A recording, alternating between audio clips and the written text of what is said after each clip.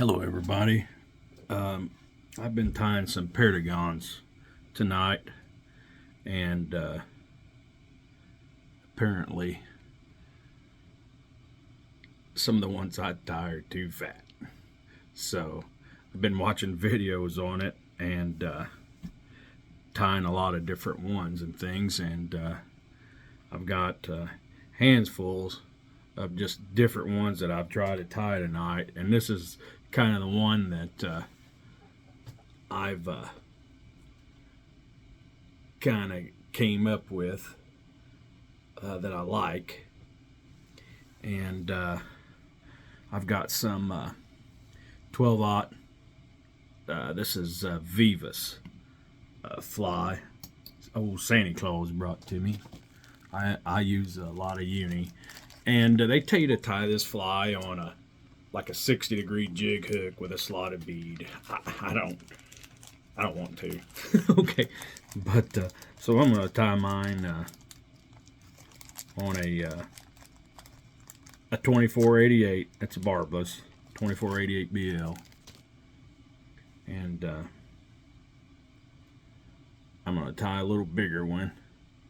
It's a 12. Normally people like 16 and below, but I'm gonna tie mine on 12 because I think it'll catch fish. So get the old hook in there. I'm also going to use some Vivas pearl and holographic. Excuse me. I've got a pack of 5/32, which is a 4mm bead. It's kind of an oversized bead. It's not for the hook, but I mean it's kind of an oversized bead, which I don't think bothers anything. I think it helps get down there a little faster.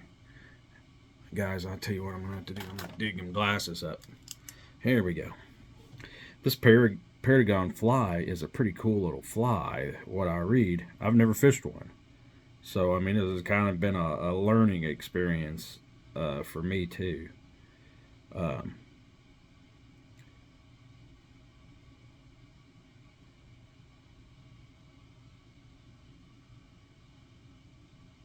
And I watched a guy tie one a while ago. He was really serious about it. I mean, he was adamant about it. I think he was a pretty serious feller. I've got some Coq de Leon. I mean, everybody says use Coq de Leon feathers for the tail. There again, I mean, I dug in the Fly Tires Variety Pack, man. I know I've said a lot about those, but I mean, I've dug in there and, I just found pieces of it. Didn't even know I really had. I mean, I hadn't paid any attention. And it says use 2 or 3 pieces on it. Don't get your tail too long. So like I said, this is kind of I'm going to make this as painless as I can. This is a learning video for me too. I just thought I'd share my misery with you, and we'll have good company. All right. Put your thread way back against the bead, because you don't want, your body, you don't want your body to be very big at all. No bumps, no humps. That's what's pretty rough for me. That's why I use a lot of chenille and stuff like that, because I can cover it with it. I've got 4 strands, which is probably too much. So I'm going to tie that in on top there. I'm going to take that down with me.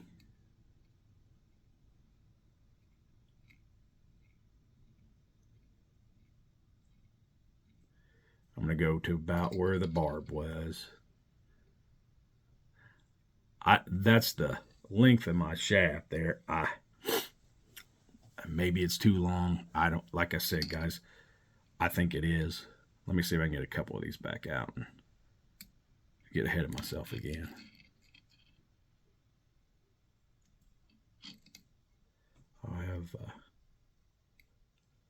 someone lay into me. Too long, too long.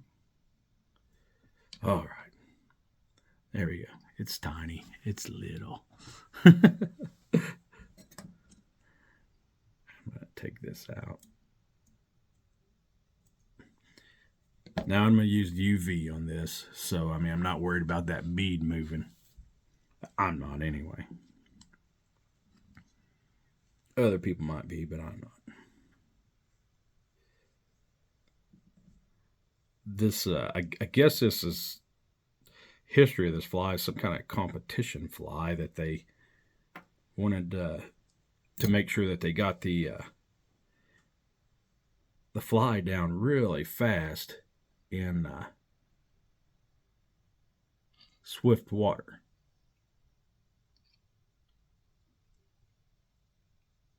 And I'm going to tie that in my bead and back up.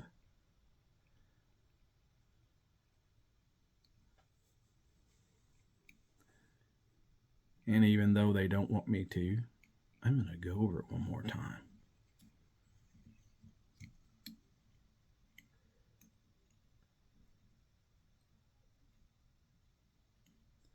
You're going to want to overlap your tinsel just a little bit. I mean, it's not the end of the world if you don't.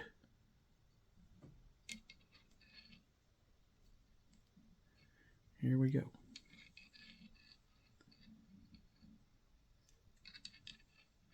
Watch me so I don't get in trouble. I'm not kidding you, man. If you want to see some serious videos with a few people, they're really serious. I like to fish buggy flies, but I like my flies really good.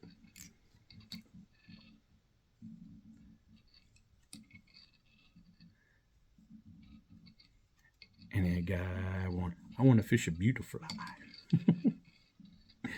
I'll stop making fun. Because he did tie a really good video. He's just a little more serious than I was. I watch a lot of YouTube videos and things, whatever's new. If I get stuck on something I can't do or something, you know. It's the way I like to do it. Learn all the time.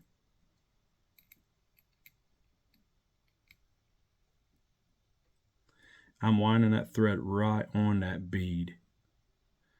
And like I said, I don't know if it is or not, but the tail might be too long for certain people. I don't know.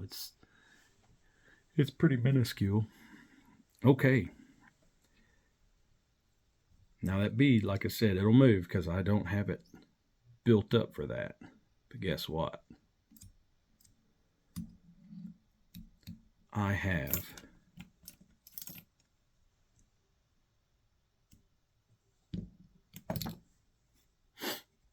some Solar Res Thin Hard. And I'm going to cheat because like I said, I don't like to wait for stuff to dry. This stuff spoiled me. I'm going to put that right down in that Cyclops bead. Watch this.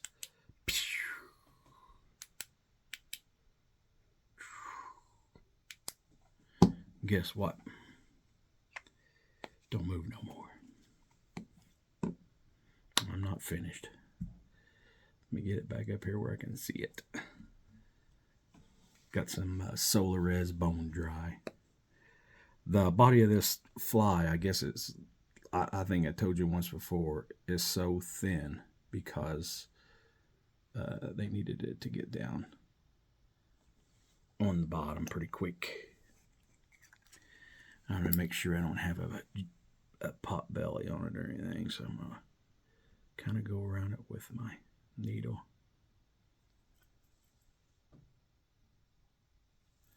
My needle and my tissue.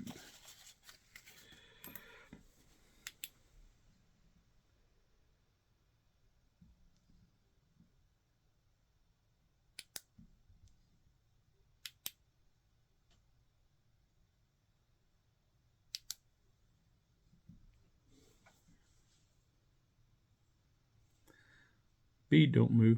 Let me see if I can find my old Dr. Slick. It's so small it fell off. There it is. There it is. There it is. Perdigon. Oh, I lost it. It's a pretty little fly. I mean, I see why they kind of raise crap about it. So, guys, that's a Perdigon. I'm gonna tie me up some. I've been working on a little box of beadhead nymphs here. Yeah, let me get that a little closer. Some beadhead nymphs and stuff. I'm gonna try to get my little nymphing box up a little bit. Just doing a little bit of everything this winter. So I appreciate everybody watching. Thank you very much. I hope sometime to see you on the water.